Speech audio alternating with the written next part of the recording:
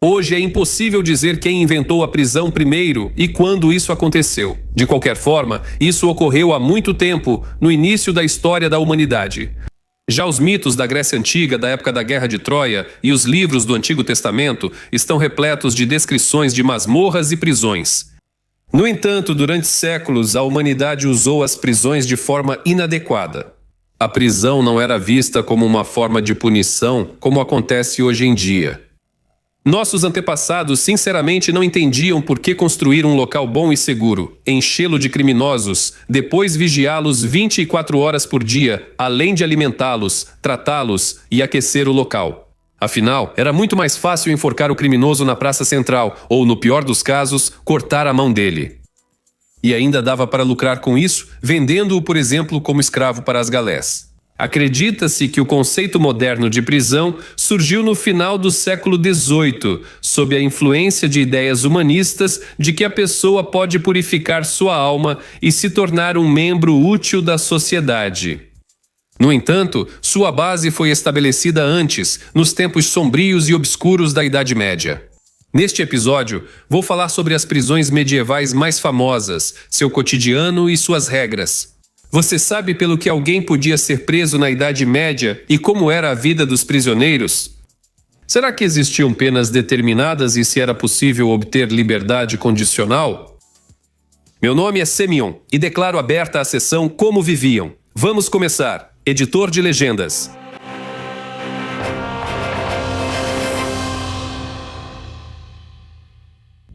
A masmorra, mas não a prisão como local de detenção, existia desde os tempos mais antigos. Por exemplo, na Grécia Antiga, elas eram usadas para punir devedores e para a detenção provisória de criminosos. Os prisioneiros em Atenas tinham muita liberdade. Eles podiam receber visitantes e, em caso de fiança, podiam até ser libertados. O número total de prisões na Grécia Antiga era relativamente pequeno. As prisões eram usadas de forma mais ampla na antiguidade. Normalmente, eram destinadas a criminosos para os quais a pena de morte era considerada uma punição excessiva. No entanto, devido à ausência de uma base legislativa adequada, ocorriam muitos abusos. Uma pessoa podia ser presa praticamente por tempo indeterminado. As condições de detenção dos prisioneiros nas prisões romanas dependiam muito do seu status e da sua situação financeira. Os ricos cumpriam suas penas em condições relativamente confortáveis, enquanto os pobres sofriam muito atrás das grades. O início da Idade Média não conhecia prisões no sentido moderno da palavra. E então, você pode perguntar, e todas essas histórias sobre masmorras sombrias ou princesas trancadas em torres sombrias? Tudo isso existia, porém não tinha relação com o sistema judiciário ou de execução de penas. O rei ou o senhor feudal podia prender alguém na masmorra por vontade própria. Isso era feito frequentemente com adversários políticos, devedores, prisioneiros capturados no campo de batalha. Os historiadores chamam esse tipo de prisão de cativeiro senhorial, porque geralmente eram pessoas importantes e nobres que acabavam nela. Os servos geralmente não eram mantidos em porões e castelos. Os prazos e as condições de detenção desses prisioneiros não eram regulamentados de forma alguma e dependiam totalmente da boa vontade de quem os colocou na prisão. Por exemplo, criminosos de guerra geralmente eram mantidos em condições normais e, após receber o resgate, eram libertados. Já algum pretendente ao trono, que se tornasse desnecessário nas disputas políticas, podia passar dezenas de anos na prisão ou até mesmo nunca sair de lá. A igreja não ficava atrás dos governantes seculares. Já desde o século IV, são conhecidos casos em que padres ou monges que cometeram faltas eram trancados em porões ou celas. Mais tarde, os clérigos passaram a ter a possibilidade de fazer o mesmo com os leigos, criando algo parecido com prisões nos territórios dos mosteiros. Na Idade Média, representantes da nobreza muitas vezes eram forçados a entrar para a vida monástica. Isso acontecia tanto com homens quanto com mulheres. Isso pode ser comparado à prisão perpétua nos dias de hoje, mas geralmente a alternativa aos votos monásticos era a morte. Sabemos pouco sobre a vida dos prisioneiros monásticos, mas dificilmente suas condições e tratamento eram luxuosos. Na Europa, existiam as chamadas casas de correção, onde eram colocados mendigos, vagabundos, prostitutas e pequenos criminosos. Esses lugares, sim, podem ser chamados de verdadeiro inferno, pois as condições ali eram realmente horríveis. As casas de correção estavam sempre superlotadas, epidemias e assassinatos aconteciam regularmente e a mortalidade entre os detentos era altíssima. A prisão como forma de punição. As prisões do tipo moderno surgiram nas grandes cidades medievais, e isso aconteceu relativamente tarde, quando essas cidades já haviam se tornado importantes centros políticos e econômicos da Europa Ocidental. Para a maioria das pessoas, a Idade Média é um período histórico bastante sombrio, e a prisão medieval é praticamente uma espécie de inferno na Terra. Isso não passa de um clichê que entrou na cultura popular por meio de livros, filmes e jogos de computador. Na verdade, tudo era diferente. As condições de detenção dos prisioneiros dependiam da prisão específica, da sentença e do status social do detento. O berço da prisão, da forma como a conhecemos, é considerada a Florença medieval. A primeira instituição desse tipo foi a prisão Stinche, ou como também era chamado, a Ilha Stinche. Sua história começa no século XII, quando na Itália ocorria uma luta implacável entre dois partidos políticos, os guelfos e os gibelinos. Não vou entrar nas razões desse conflito. O importante é que, após a vitória dos guelfos, eles construíram uma prisão especial para seus adversários, justamente a prisão Stinche. Com o tempo, outros prisioneiros também passaram a aparecer ali. Os detentos só iam para a prisão Stinche por decisão judicial. Na maioria das vezes, quem acabava aqui eram devedores e falidos, amantes de duelos e jogos de azar. Também eram enviados para trás das grades os adeptos da violência doméstica. Nesses casos, os juízes usavam a expressão pro amendare, que pode ser traduzida como para correção de comportamento ou para fins educativos. De modo geral, pode-se dizer que a prisão em Florença era aplicada por pequenas transgressões. Por faltas mais graves, as pessoas eram chicoteadas, marcadas, mutiladas ou simplesmente executadas. Na Itália medieval, quem cumpria a pena de prisão não era visto como pária e geralmente podia ser libertado em breve, pagando uma multa aos cofres públicos. O próprio prédio do calabouço Stinche parecia um enorme cubo de pedra dividido em 7 seções. Prisão velha e nova, celas para prisioneiros ricos nos andares superiores, ala feminina, calabouços para a plebe no subsolo, enfermaria e porão para os loucos. Na equipe da instituição trabalhavam vários guardas, um médico, um secretário e alguns padres. O serviço era considerado não muito difícil e até honroso. Aliás, os próprios moradores de Florença se orgulhavam disso, pois era um sinal da riqueza da cidade. Mais tarde, prisões municipais começaram a aparecer em outras cidades da Itália. As condições nelas eram bastante toleráveis, principalmente para prisioneiros com dinheiro.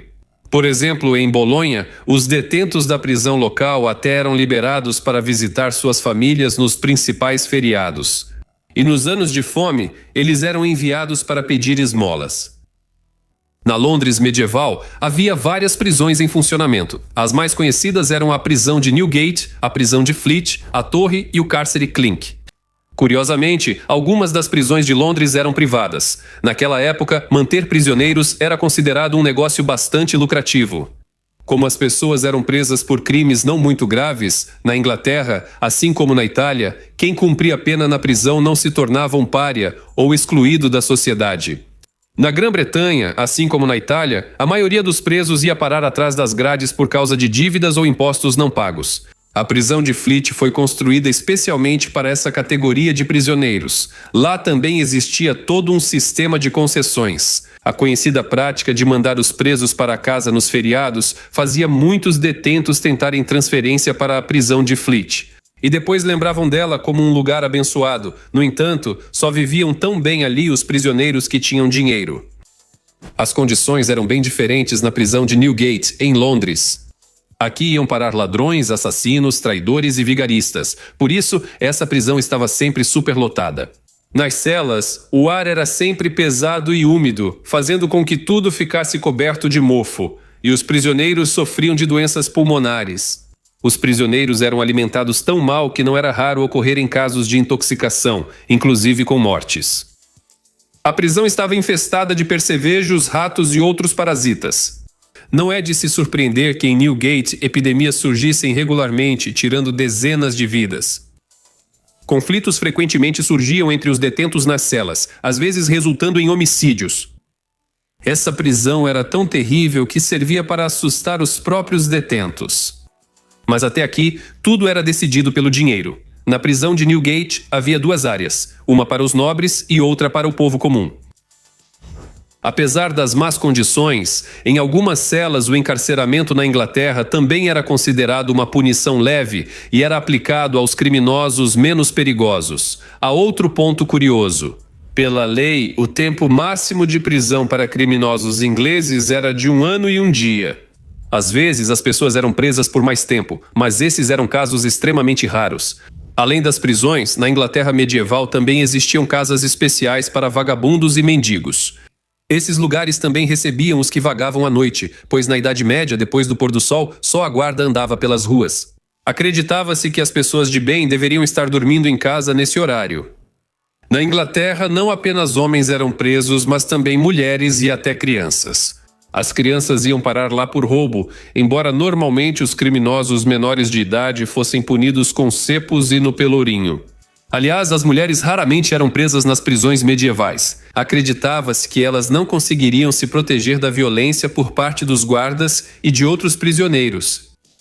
Torre de Londres e Bastilha. Ao falar sobre as prisões medievais, é claro que não se pode deixar de mencionar as duas mais famosas, a Torre de Londres e a Bastilha de Paris.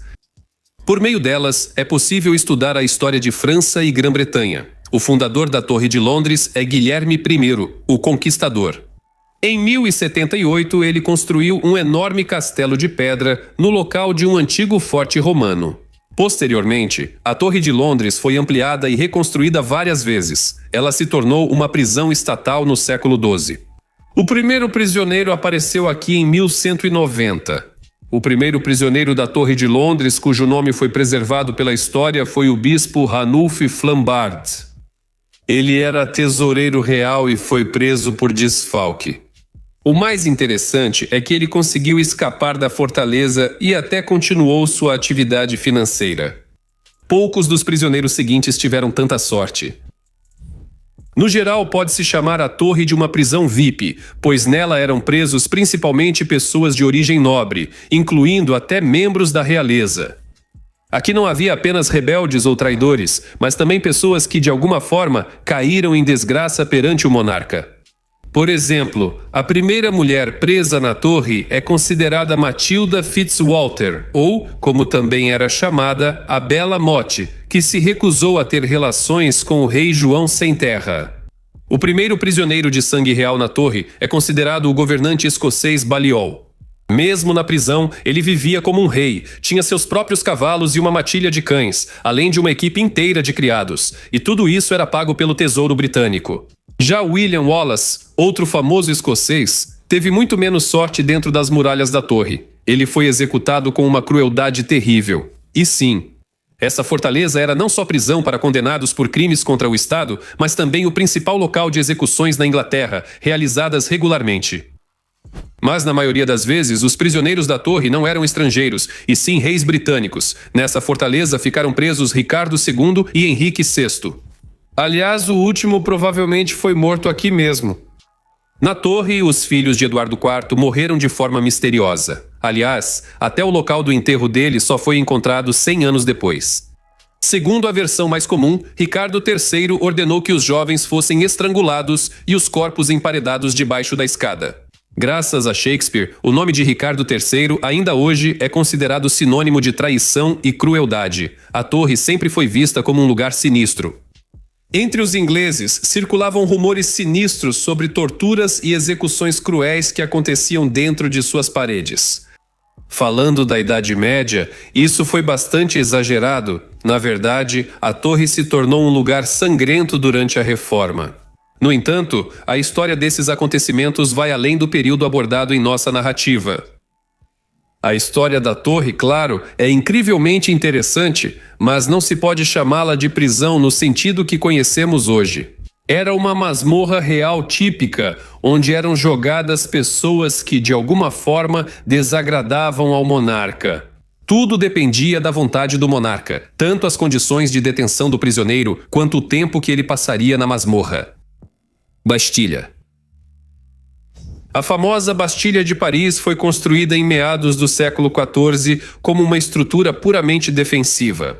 A Guerra dos 100 Anos continuava, e mais uma fortaleza em Paris parecia necessária. Logo, ela também passou a servir como prisão.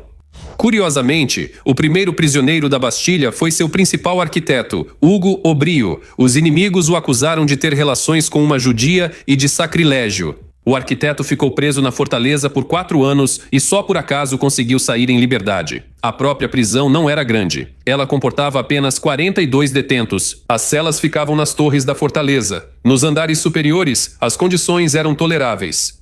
Os prisioneiros viviam em quartos espaçosos com pequenas janelas gradeadas. Já as celas nos porões, localizadas a alguns metros abaixo do pátio, eram terríveis. Quase não entrava luz nem ar, e as paredes nunca secavam.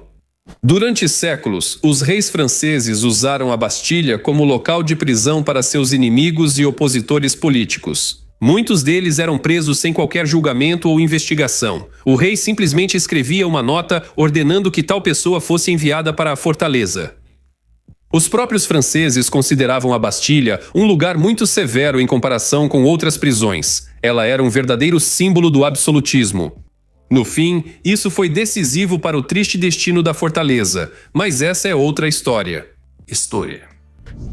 Em vez de um epílogo prisão, é um dos principais tipos de punição nos dias de hoje. No entanto, sua eficácia levanta cada vez mais dúvidas. Nas prisões, geralmente estão jovens e pessoas cheias de energia, que em vez de trabalharem de forma produtiva, simplesmente consomem o dinheiro do orçamento.